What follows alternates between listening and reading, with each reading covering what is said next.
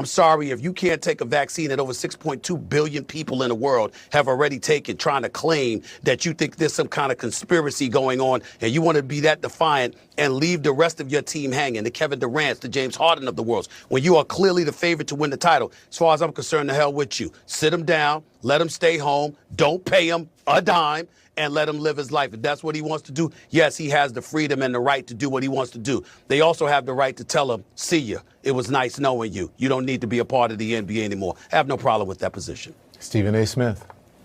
I've been critical of Kyrie Irving.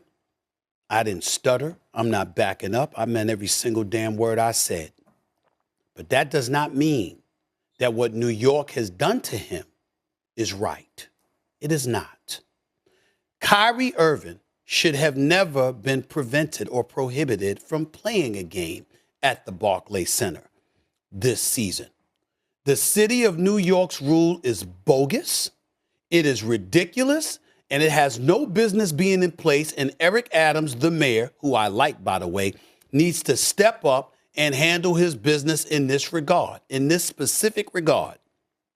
We all in or we're out. Yes, that's the same Stephen A. Smith who got wildly sick with COVID and let people know that he was fully vaccinated and boosted. Thank goodness, right? That just proves it's working. And disagreeing with Big Pharma or your government has for years been a social media violation, so you either have to lie in their favor, watch what you say like I do, or act stupid. Recently it was reported that the CDC virus data not being seen by public, agency says it's not ready, cites fear of misinterpretation. Wait, what? That's correct. Even the New York Times reported the CDC isn't publishing large portions of the COVID data it collects. The agency has withheld critical data on boosters, hospitalizations, and until recently, wastewater analyses. Kristen Nordlund, a spokeswoman for the CDC, admitted one of the reasons they're not releasing it is fear that the information might be misinterpreted, Ms. Nordlund said. Because basically at the end of the day, it's not yet ready for prime time. Not yet ready for prime time? Rachel Maddow and the CDC director had no problem sharing data that wasn't ready for prime time, like when they said that you couldn't get or spread the virus with the vaccine. Take a look.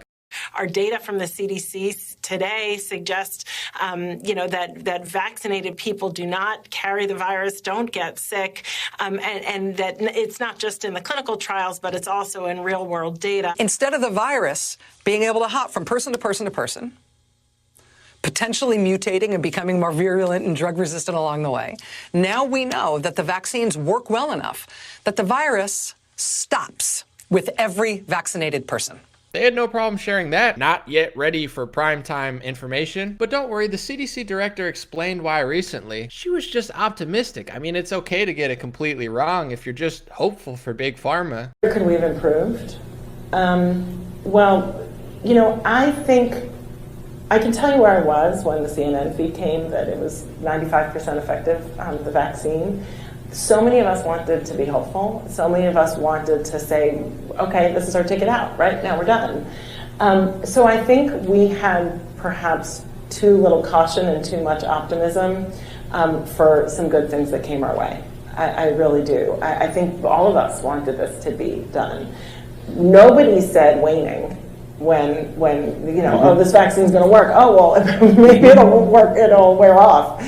Nobody said, well, what if the next variant it's not as potent against the next variant.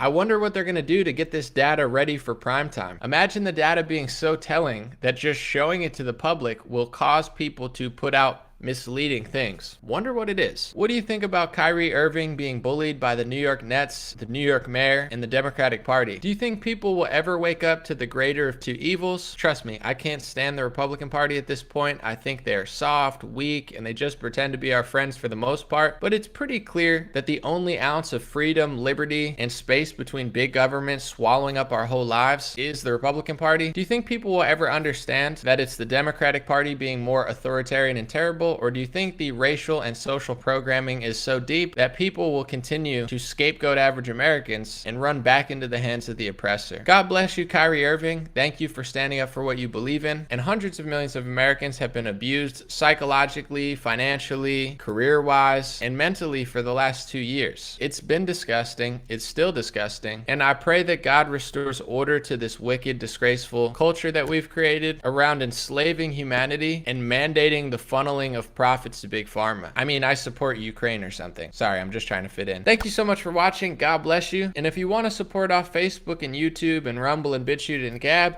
patreon.com/raretalk is a great help. Thank you for everybody signing up there. I've launched a new podcast, Dream Rare Podcast, and it's streaming everywhere. Check it out, Spotify, Apple, everywhere that podcasts are found. Usually they censor podcasts less, and I'm having great conversations with people. I'd love if you check it out. It's completely free, and have a beautiful day. Share this video if you like it.